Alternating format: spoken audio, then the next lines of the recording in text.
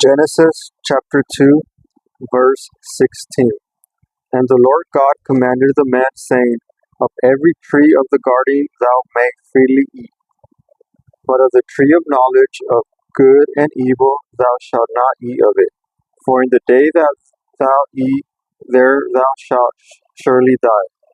Right here is telling us not to eat from the tree of knowledge for a few reasons. One of them is pretty much because all the knowledge is already found within us, so you can't look for knowledge in the exterior, like somewhere outside of it. And also, I believe this is trying to tell us not to completely depend on our analytical thinking minds that try to solve all the problems that we have on in this earth. Pretty much not to mainly make that the way that we solve problems here, because it's not gonna work. Later on, it goes on to say that God's ways are higher than man's ways, which goes hand in hand with this. Then later on, it says, And he said, Who told thee that thou wast naked? Hast thou eaten of the tree where I commanded thee that thou shalt not eat? So, who told thee that thou wast naked?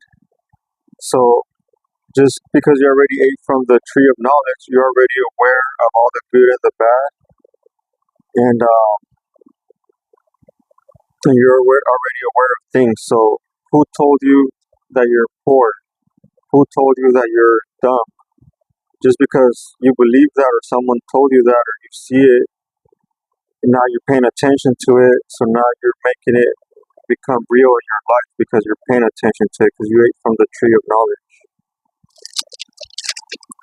Then it says, And the Lord God said, Behold, the man is become as one of us, to know good and evil. And now lest he put forth his hand and take also of the tree of life and eat and live forever. So it's reminding us that we're one of them. We're God, we're creators.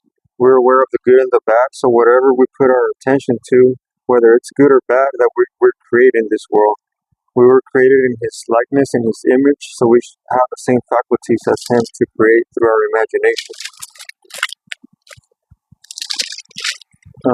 Real quick here, see if I find it. It says, And the Lord smelled a sweet sour and savor, and the Lord said in his heart, I would not again curse the ground any more for man's sake, for the imagination of man's heart is evil from the youth.